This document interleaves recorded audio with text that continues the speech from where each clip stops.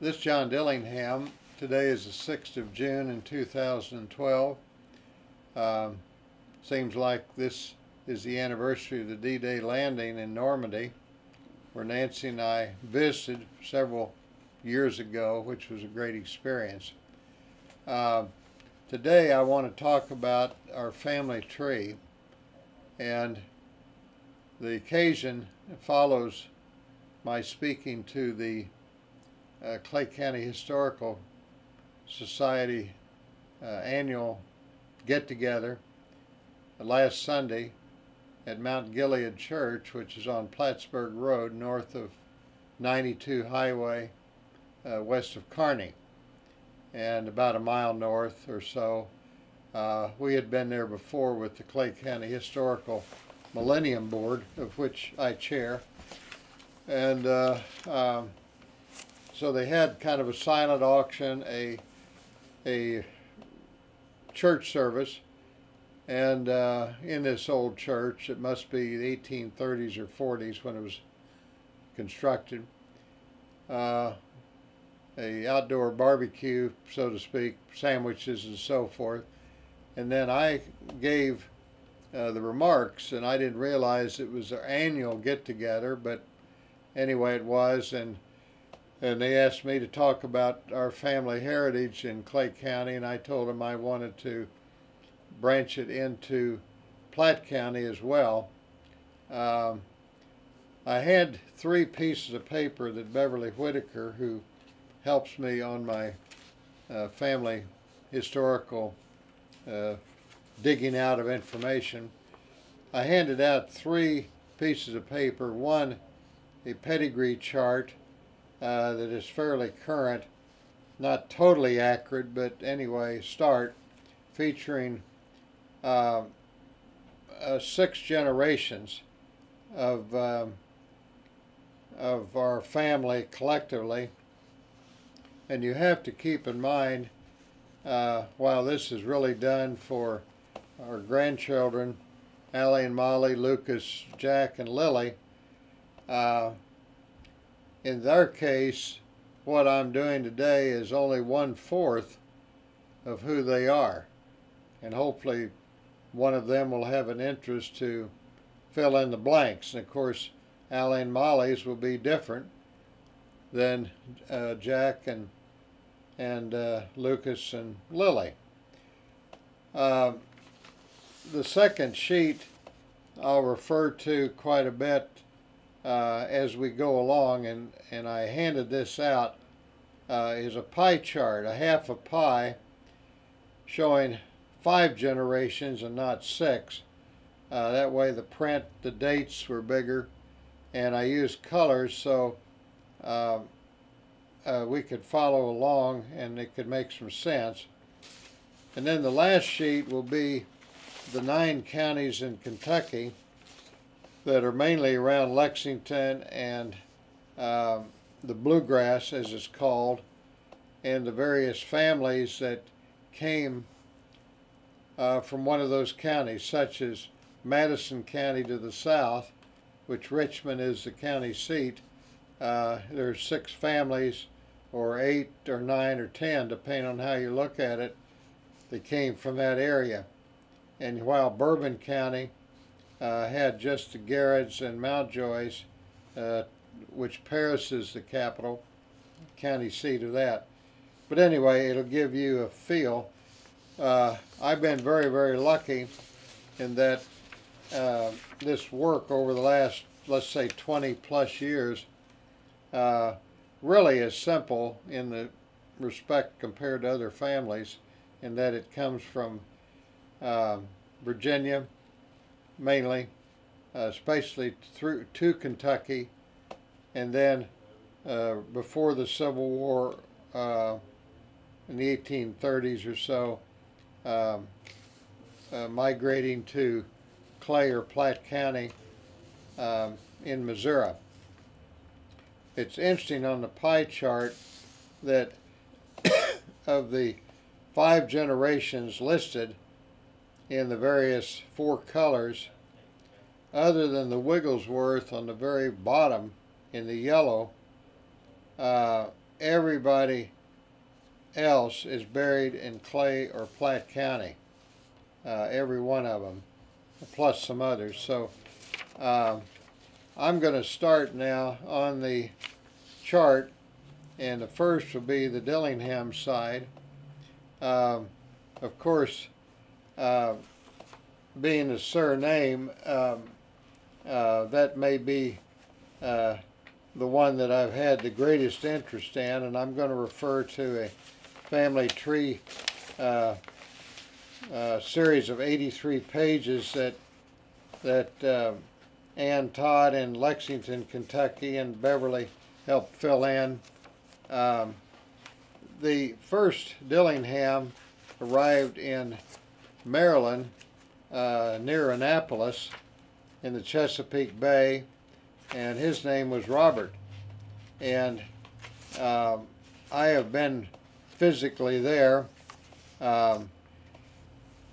They landed in Anne Arundel County in Maryland, and I think there were two Roberts. I found that Robert Jr. had two boys. Maybe one was a Robert and another one was William, which is our line. And there's an All Hallows Parish Church, which I have been to, that probably was a part of the Church of England before the Revolutionary War. And their names are recorded there. I think he was born in 1914. And he got into some problems. The French and Indian War, which was in the 1750s, and several, I guess, English soldiers maybe arrested a bunch of colonists, and anyway, William got off, or maybe he didn't get off, but anyway, the next thing we heard about him, he and his family show up in southern Virginia, in Henry County. I think it's on Highway 58. And we do have an old family coin that Granddad gave me that was supposed to be handed down to the first male heir, but he had it, and he was not the first, and I was not the first, and it was done, I think, in 1755 or thereabouts, right around the French and Indian War. And I've read stories where the French, and it was a Spanish silver dollar, were not allowed, or those in the upper part of France or Spain, to be in the United States. How did he get this? It was illegal to hold. Who knows? After the 5 children and William moved to Southern Virginia, Joshua, who is one of his sons, came across the Cumberland Gap and moved, married for the second or third time, moved up until eventually Estill County and Madison County on the line, Drowning Creek. And we have several things in our file on that, and I should say that I have voluminous files on all these individuals, more or less. As time goes on, one can find more material than I can remember. Joshua married when he got into southern Kentucky, maybe for the third time. His wives had died, and then he moved up to, as I say, Drowning Creek. They had, and I might say one of his brothers was called Michael, the Baptist preacher, and through generations, part of his family is buried in Elmwood Cemetery, we've just learned, here in the south part of Kansas City. And Michael and Joshua are brothers. Joshua dies in Madison County in 1819. his son on our line is Henry Harris Dillingham. And Henry was born in 1791 and died in 1851. He's buried in the southern part of Madison County in Panola Cemetery, or Red Hill Cemetery near Panola. I've been there probably 3 or 4 times. His grandfather was Henry Harris, and that's who he was named after. Henry Harris is buried near Panola as well, who died in 1833. There's some feeling that Joshua maybe gave the land where this cemetery is. I've never been able to verify that, but that's something for another day. Henry Harris Dillingham married Charity Park, and that is our relationship to Governor Guy B. Park of Platte City. He and Uncle Henry used to call each other cuz all the time. But Charity and Henry are buried there. I do have etchings of those stones in our office framed. And I think their 10th child was Elihu Park Dillingham. He was born in 1830 in Madison County, moved to Clay County around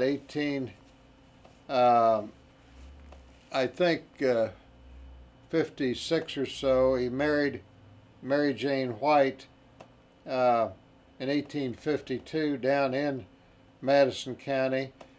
The little town in the northern part of the county, I think, where they were, has been taken up by the Bluegrass Arsenal, or anyway, it's an Army arsenal, and I can't think of the settlement it was called, but I have been there several times.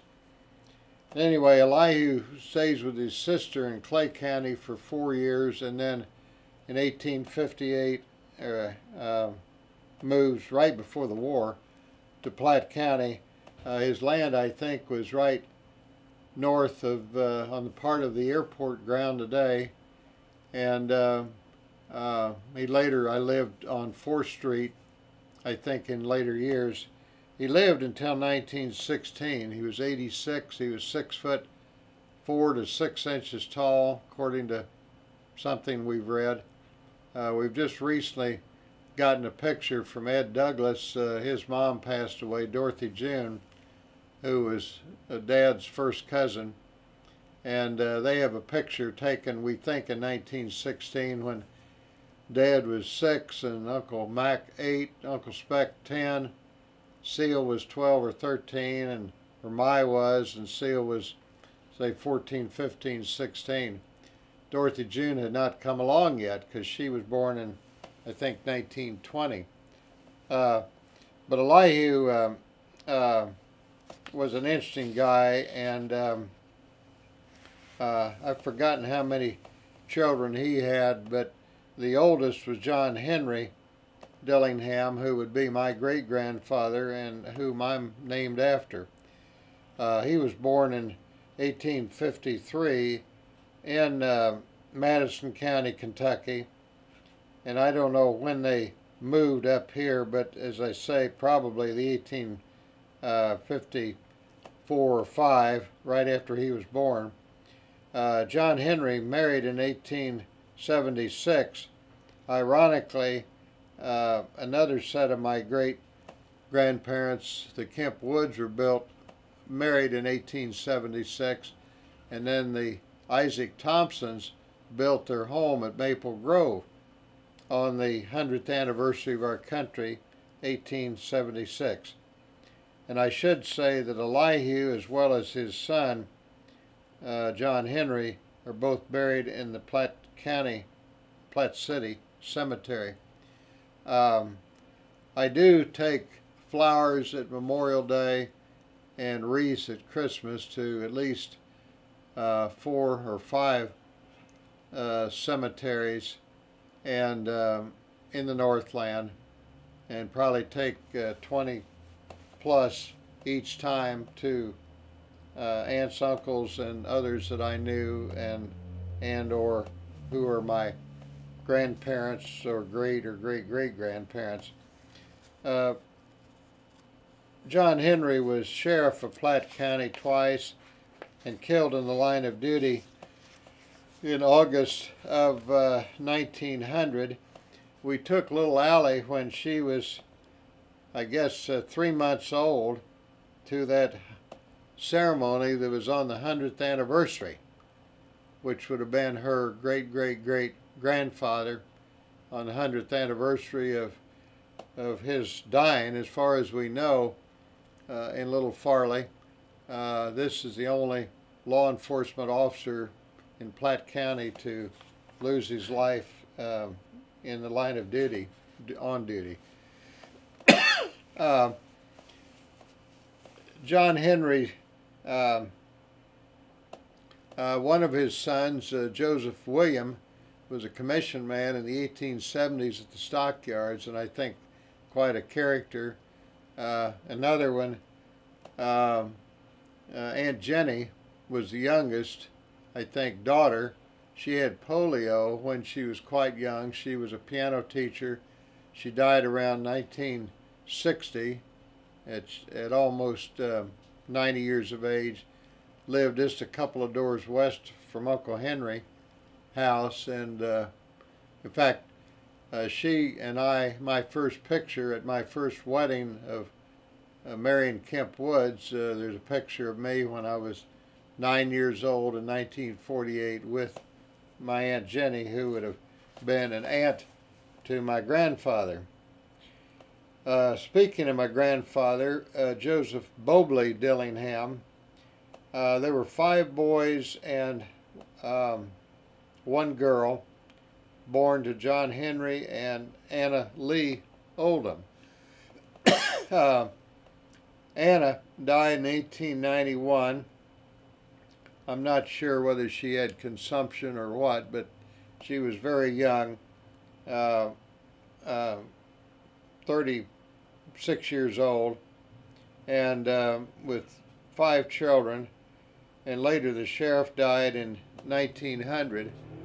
And so Uncle Henry was maybe 23, and he was the deputy sheriff who shot Dr. Harrington, who had shot his father, the sheriff, down in Farley. And then Uncle Bill, who was a livestock trader and lived on South 4th Street in Platte City. John Cleland, who died, I think in the 20s. He maybe was 30 years old, but not much more. My grandfather Joe, and then Uncle Dude, who was a car dealer first in Leavenworth and then in St. Joe, and Walter Chrysler had offered him a job once, and he turned it down because he said that there were only Packards and Peerless and Puics, 3 Ps, and since Walter Chrysler had Chrysler, Uncle Dude didn't think it would last. Their only child, Dorothy June, really, they had one earlier, and she is buried there with Uncle Dude and Aunt Nan, I think, in Platte City Cemetery, as is all the others, Uncle Henry and Uncle Bill, that I leave flowers for, and Uncle Henry's daughter, Seal Wells. Bessie was the only girl. I think she taught school, and I never knew a whole lot about her. After the kids' parents died at a very early age, Zolly Jones, who was married to Anna's sister, became a guardian for 2 or 3. My grandfather Joe in particular, who they didn't like each other, and my granddad, Boo-Poo as I called him, gave me $1 that had been left in Zolly Jones' estate, so my granddad would know that he had not been forgotten. And on to my Dad from my grandfather Joe. And I should say that during the Depression of the 30s, Granddad had a lot of land, and again he made it through the 8th grade, lost his parents by the time he was 17, and really was on his own mentally, and lived his life like that. Bought a lot of land down in the Waldron bottoms of the Missouri River, and later in Holt County, below Forest City and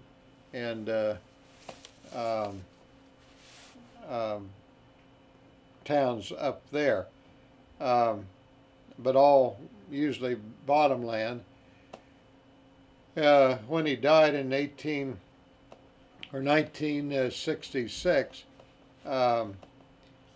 he was farming or owned over 10,000 acres of land. He was 83 years old. My dad, Jay, who was born in 1910, passed away in 1997, or excuse me, 2007, and he was 97 and a half almost. Graduate of Platte City High School in 1926. He was the youngest of 3 boys. Uncle Speck and Uncle Mac were his older brothers, and he went straight into the law school of Kansas City at that time, and graduated in 1932 with honors, and then he got his master's degree with honors in 1935. He started work with the New York Central Railroad and worked there 10 years during the Depression times. Everybody from teachers to students worked during the day and went to school at night. Didn't have much of a social life, but Day was, as the boys called him, was not that socially inclined anyway. He'd worked his whole life. And after 10 years in New York Central, he went to the stockyards. Billy Weeks, who was our next door neighbor out on the farm at Maple Grove, where Colleen McCorkle Morris owns today, he was vice president of the stockyards and talked my grandfather, Alan Thompson, who was probably his best friend, into working out a way for Dad to go to the stockyards, and he did, and he was president there for 28 years from 1947-48 to when he decided to retire in 1975 when he was 65. And he started out on the 2nd floor, and the 1951 flood took that out. They moved up to 7, and then when he retired, he moved up to 9, and office there till 2006. So he'd been in that office almost 30 years after he retired, and now I've officed in there now and cleaned it up, modernized it a little bit.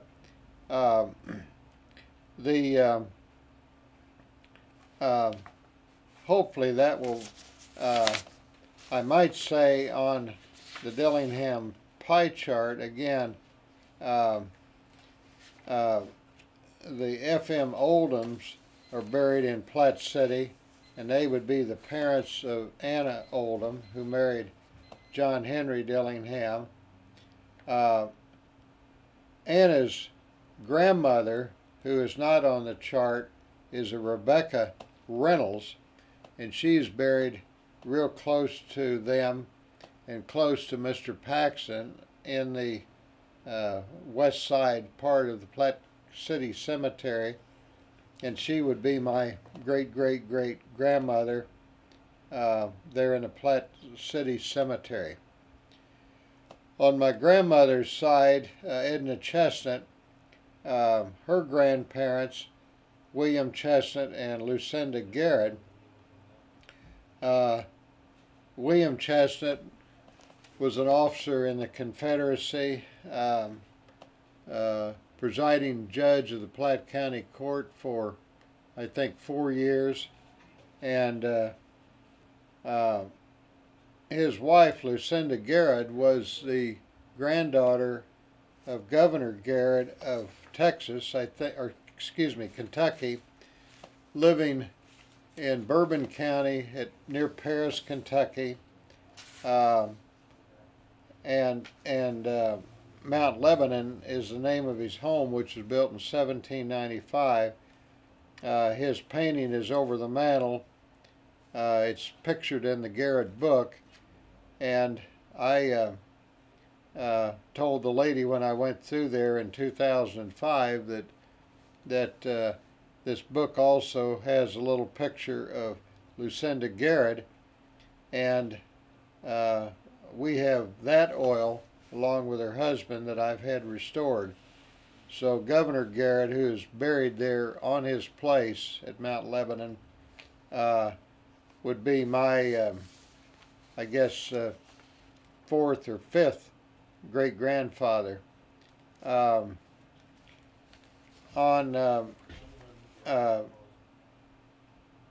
William Chestnut's son, David Chestnut, had an Aunt Delia and had a Garrett as brother, and I've forgotten the other sister. But David Chestnut was presiding judge or commissioner of Platte County after the turn of this century for 8 years, and then he was in the legislature, and I think he was on the committee that helped rebuild the courthouse or the state house. Maggie Dye, his wife, her father was James Dye, and he was promoted to a first lieutenant within a few days of 100 years ahead of me, 100 years later. And of course his was during the Civil War. And his father, John Dye, is buried in Platte County, and I can't remember I think Moore Cemetery. I've been there, but I haven't found him. And then his wife, Lucy Guthrie, her parents are buried someplace in Platte County, and I haven't found them yet. The Dyes were in the Weston area and are buried there, where the Chestnuts are buried in Platte City, and then David Chestnut as well in Platte City. My grandmother Edna, that I called Gumma, went to Christian College and got married in 1905, supposedly ran off to Oskaloosa. Alan and I, on the 100th anniversary of that, went out there and found out that they'd actually been married by a Methodist minister, not a justice of the peace, and we found a marriage license in the courthouse, and it was a little bit more legitimate than he gave on. But for some reason they did go out to Oskaloosa, and why they didn't get married in Platte County or even Leavenworth County beats me. But Gumma was very talented as an artist, and we have several oils. And then in later years, for the Red Cross during the Second World War and Korean War, she made socks and sweaters, wool socks. She did a lot of needlepoint. All the girls, as they married, daughters-in-law and so forth, granddaughters-in-law, got needlepoint dining room chairs, bell pulls, other things like that. She was very, very gifted, and I spent a lot of time with them, and she died a couple of years at the most after Bupu in 1968, and she was at St. Mary's Hospital, which later went away next to Children's Mercy, whereas Granddad was at the Smithville Hospital, and Nancy and I had visited him just a couple days before when we came back. We'd only been married a year, and showed him the picture that we had taken with he and Dad and myself, which he never would have done in earlier years, and thought he was going to come home, and Dad called and said we'd lost him. And so hopefully that covers that side, my dad's side of the family. I'm going to jump to Mom's side and start first with John Hedges Thompson. The Thompsons came from Montgomery County, Kentucky, and they and Polly Turpin are buried at Second Creek. They worked their way through Jessamine County from Montgomery County, had 4 or 5 children. When they got here, well, that many came. I think they came in 1856 to 58. They lived back of the Lamptons, where the old barn is that I'm going to give to Shoal Creek. And I should say, to fast forward, that the family barn was there during the Civil War, and Frank and Jesse James and Cole Younger supposedly came by 2 days after Mr. Lampton died, which was February 13th, 1866, and had breakfast at the house unannounced, left their horses in the barn, and then after breakfast went on to Liberty for the first daylight bank robbery in America. Grandmother Thompson noticed that he had a neighbor's horse, and he said, well, he bought it, and of course she knew that he would have never sold it. There were several incidences of friendship with the Jameses. I'll regress a minute and say that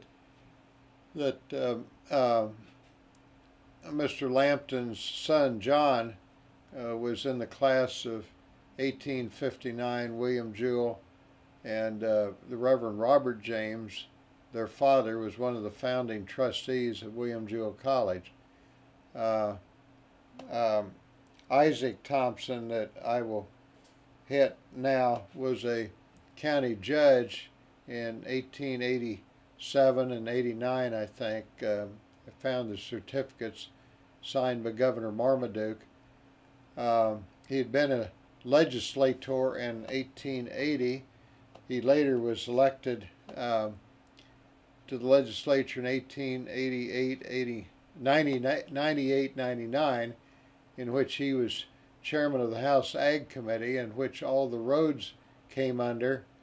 And he had fought in 4 battles of the Civil War at Wilson's Creek, Lexington, Pea Ridge, and Westport.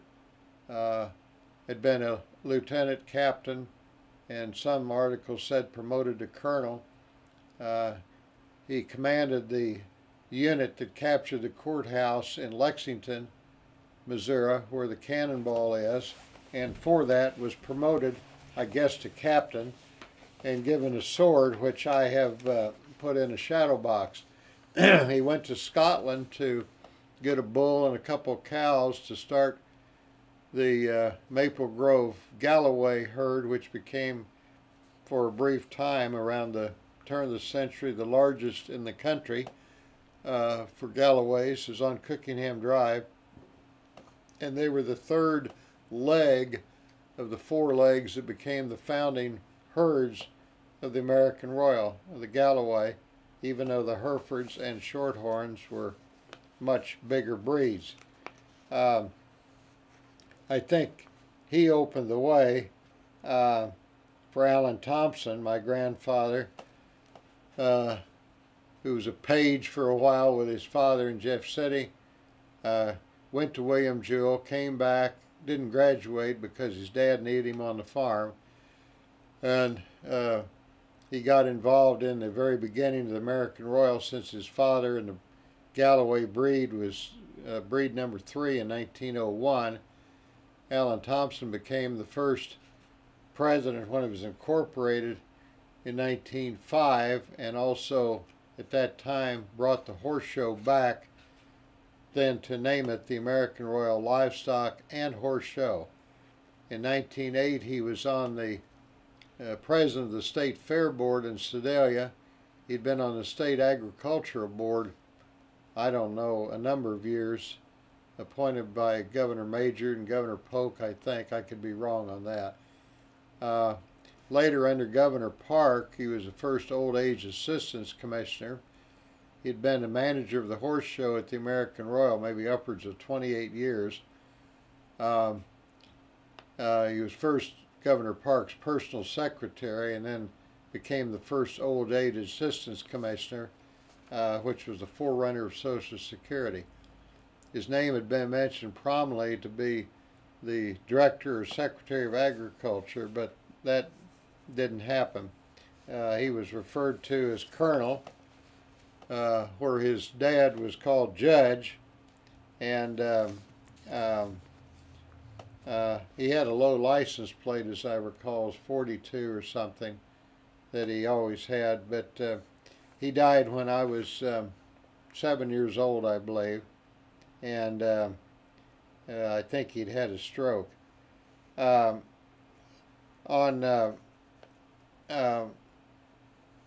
his mother's side, the Lamptons, we have oils of Benjamin Lampton and Mahala Baber that hung in the mom and dad's house, had them restored. Sidney Larson down at Columbia College restored them. Benjamin Lampton came out in the 1830s. I think the Babers, maybe he married down there, I'm not sure. But anyway, he was elected to the legislature in 1858 for 2 years, which was customary. Charlotte Jane and Isaac Thompson married at the Lampton House, which is where Aunt Roxy and Uncle Clay lived to the west of us, in 1858. I took Allie and Molly out to the site, specifically in the living room where the site would have occurred on the 150th anniversary of that in 2008. The Babers, I think, lived in Upper Platte County, and Isham Baber, and we haven't located their graves, but they're around. On the Lamptons, most of the Lampton family coming out of Kentucky stopped at Cooper County, Boonville, and I went down there a couple of years ago, south of Boonville, and met a genealogist and got the general idea of where the Lamptons lived, and Mrs. Lampton, Tabitha, is buried there someplace. Her son Beverly stayed and did a lot of family things, and then came on out later after Benjamin came out in the early, I guess, mid-1830s. And Benjamin was, besides being in the legislature, had been a road overseer with Major John Doherty, which is Multnomah, the Staley Farms, and Shoal Creek, in 1842 on the new road from Liberty to Platte City after the Platte Purchase was enacted, and then bought the farm that we called Cousin Buford's that is part of Dillingham Enterprises today. That's been in the family, thanks to Benjamin Lampton, since 1842. And then Beverly moved out here maybe in the 1840s or so, and he's also buried at Second Creek with Benjamin. Benjamin died after they released the slaves. He had to go out and get up hay, and he had a stroke and died on the 11th of February, right west of their house. We found his tombstone, and a little daughter, Mary, who died in 40 days of age in 1850, have those both next to our garage at home. Mrs. Lampton, Mahala, died in 1895, so 29 years later. They had 8 or 9 or 10 children. Charlotte Jane Lampton was kind of one of the middle children. who married Isaac Thompson. But Matilda, and I could be wrong on this, one of them was married David Link of Linkville, a beautiful house there leading into 435. Ms. Thatcher, I can't remember, Duck Thatcher or whatever they called her, they built the house where Marion Kemp Woods used to live, right on the edge of Smithville, south edge, 169, on the west side of the house, or the road. And they're buried behind Kindred Chevrolet.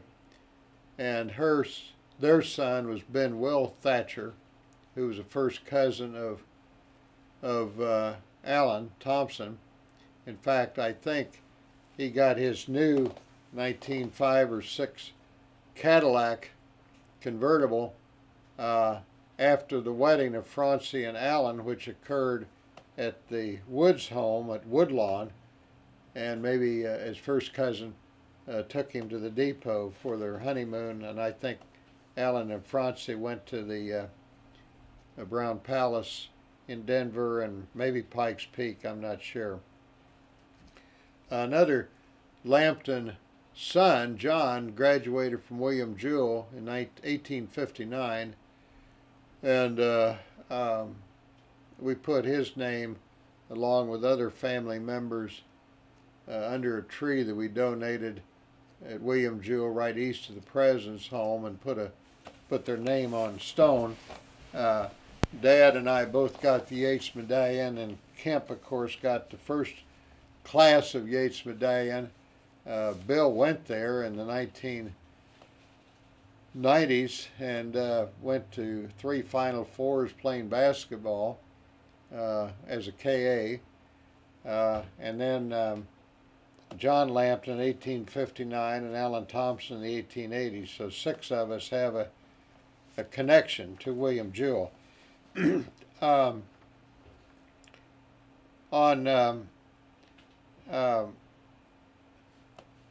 Another Lambton girl was Aunt Emma Fry, who is an artist, and we have some of her works.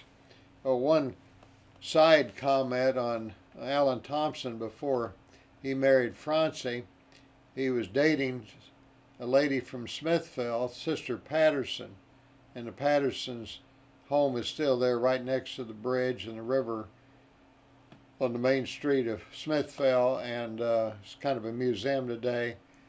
And anyway, Sister Patterson painted Dot of Nashua, one of our heifers, our cows of the Galloway, and it was probably 3 feet across or more, in oil, and had it hanging in the dining room. And when they married, when Francie came into the family, she didn't see any use of having Sister Patterson's artwork in the dining room, so it went to the basement of our house, and then later Mom and Dad's basement, and literally was in a basement 100 years, literally falling apart. And I had it restored, and in my speech Sunday, the grandchildren of the Justice family, who had been Sister Patterson's roommate, who had come to Smithville because of them, asked about maybe a possible loan of that portrait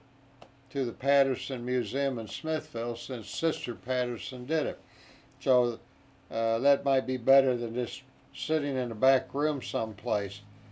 The next, from Alan Thompson, I'll go to Francie Woods. Clear back on the great-great-grandparents, another one of my great-great-greats is Katie Goodloe Woods. I should mention, and she's on Woodlawn Farm, which John Callison owns today, but that was part of the farm of Captain Kemp Woods, her son. And I have an SAR qualification on Alexander Woods, and I didn't mention it earlier, but I think I have 35 SAR or more, starting with Joshua Dillingham. Anyway, Katie is buried there, uh, uh, and she, like Mrs. Reynolds in Platte City, their husbands are back east someplace, but these are great grandmothers. Captain Kemp Woods Sr. Was quite outspoken, came out as a youngster on horseback by himself, was banished during the Civil War with Jesse James' family, the Samuels. I know he went to Kentucky, and that might have been where he met the Wigglesworth, because then Kemp Jr., who was born in 47, who would have been 15 when he went to Kentucky being banished, married in 1876 Lily Wigglesworth. And I've put a brick at the Woodford County Historical Society in their name. She lived at Faywood, which is right on the border of Fayette County and Woodford County, leading up to Mount Olivet, or that's not right, Cemetery and Church, where I think Henry Goodloe is married and buried, and maybe the Wigglesworth family lived there. On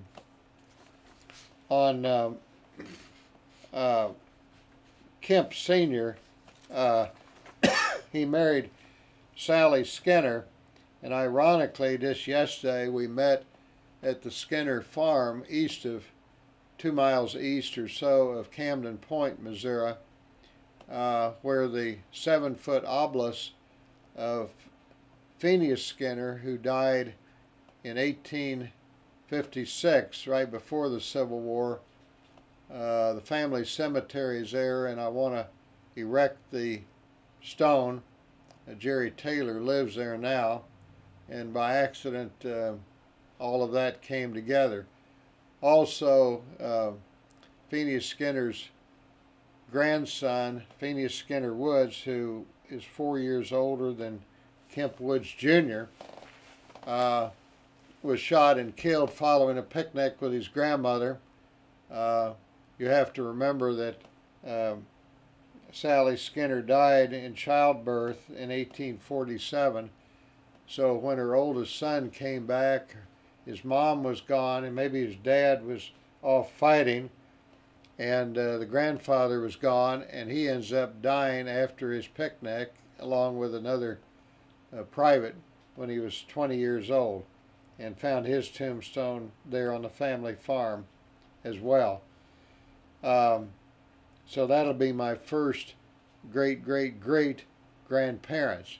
And Phineas Skinner was one of the founders of the Christian Academy, or Christian School. I think it was a female school at that time, at Camden Point, the first such Christian-related school in the state of Missouri, which eventually became William Woods College, along with other, I guess, in Fulton, Missouri. So that was fun to explore and find. Kemp Jr. Was a banker, a realtor, an entrepreneur. He still has an addition named after him in Smithville. And as mentioned, he was married in 1876 to Lily Wigglesworth, who is buried, both of them are buried at Smithville and in the Woods section. And their daughter, Francie, had an older brother, Phineas, or Feeney, who was Kemp III's dad, and Aunt Virginia. Then Francie, and then Walton Woods, whose son was a doctor, and I've never really knew them very well at all. Francie went to Georgetown, Kentucky College. I went there just to visit it. She was there, I think, in 1898. They married in 1907 at Woodlawn, which was a historic home of Kemp Woods, which later burned, unfortunately, which is about the equivalent of 132nd Street and 169 Highway heading towards Smithville. Anyway, Francie and Alan, after they married and so forth, had two girls. My mom, Frances, who passed away last November at age 102, and Aunt Louise. Mom went to Smithville High School. She was supposedly the first girl to be president of the senior class, which was 1927. Went on to Christian College and graduated there. Aunt Louise graduated in 33, except Francie died the week of her graduation. The president brought Aunt Louise up for the funeral. They had purchased a milk cow untested. Francie got Malta or Underland fever and died very quickly. She was only 50 some odd years old, 53 I believe, and that changed that whole world. Mom stayed very loyal to Christian. She was on their board, on their alumni council, honored by them, set up a couple of scholarships, in fact 3, and we, since she passed away, gave her piano and some drapes of Aunt Roxy's and some other things to Columbia College. They named a room in her honor, and we have 7 ladies altogether of our family that have gone to Christian or Columbia College. I hope I haven't skipped too much. I've tried to wing all of this, but the marriages of grandparents and great-grandparents, being in the neighborhood, have been fun, and I've tried to bring our girls into it. I might say when Francie died, Lily, who lived until 1943, became really the mother of the bride, helping Mom out when they got married in 1935. I can't imagine the Depression, a very severe drought, losing your mom or wife. Alan Thompson then getting luckily a job with the governor and other state appointments to keep an income coming in.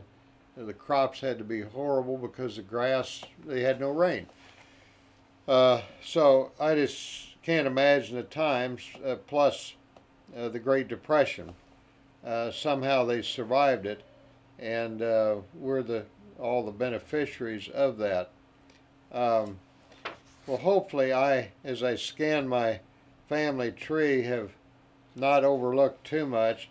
I should say on Benjamin Lampton that his cousin Jane Lampton Clements, first cousin, was the mother of Mark Twain, and they had some correspondence, I think. I've found no record of it, but I would hear about it. The friendship of the James family and the Thompson family, I use friendship loosely, but maybe I don't.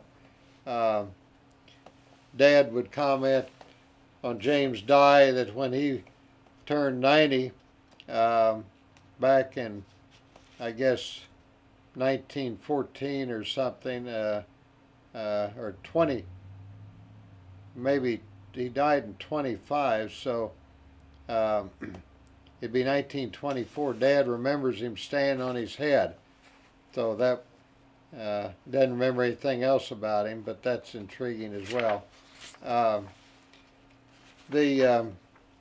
I guess the thing that I would say, I hope that one of the 5 grandchildren someday will pick up the ball and run with this, remembering that you're only hearing a fourth of who you are. You have a very distinguished family. Believe it or not, we really didn't find any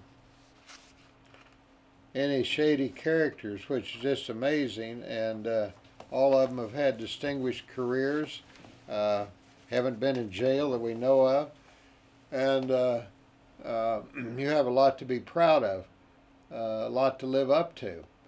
They left life better for you. You don't have to go hand to mouth. You don't have to worry day by day. You have a very good existence, a very good opportunity to build on it. And of course, in today's world, it's so easy to blow it overnight. So I hope this hadn't bored you too much. I hope you will get something out of it. I probably have overlooked a lot of things, but I've tried to go through and pick out various things and tell a few stories of relevance. And I'm sure there are a lot more stories, and I've been writing some books as well that maybe will have a few more stories in them. Like Alan Thompson being in the banking business of the Bank of Nashua and the National Bank in North Kansas City as president. And I was appointed to that board years ago and found out that he'd been president of it 80 years before that or so. Dad's work in helping build the hospital at Smithville, or being one of the guys to get Maple Woods where it is, or even KCI where it is when they were supposed to put it out in Clay County west of Liberty. Dad's role, as Alan Thompson did, in getting 169 to go to Smithville. We had the first paved road in Clay County from Nashua to Smithville in the 20s. And he gave 6 or 7 acres of land to the state of Missouri so the highway would miss his neighbor Win Scott to the north. And then later, when they came up with a 4-lane road, it took the house out anyway, but luckily they were gone. Day's work on the flood control in the lakes and dams and reservoirs of Truman Lake. He was on the Water Resources Board of the state of Missouri, appointed by Governor Dalton. Later appointed by Governor Joe Teasdale as chairman, his first meeting of the Missouri State Highway Commission, and was many places credited with being the father of 435. I know he played a major role in 152 Highway, very possibly the Heart of America Bridge, and maybe even the Choteau Bridge and other updates on that. One of his big things was to try to get the traffic dispersed off of I-70, and so he kept pushing for 4 lanes on 36 Highway from St. Joe across to Hannibal and on to Chicago. So the family has played a big role in a lot of things behind the scenes, and you've had Mr. Lampton in the legislature, and then Mr. Thompson, and also Judge Chestnut in the legislature in the next generation. Judge Thompson also is a county judge, Alan Thompson as a state official, and Day on numerous boards. I've been involved in a few things myself, which you can read about, and hopefully that makes life better and not necessarily easier, but more opportunities for you to really do some good things. As we're taught in the Boy Scouts, to leave your campfire a little better than you found it, and of course, like the golden rule, to do unto others as you would have them do unto you, is really, when you get into life, is so important.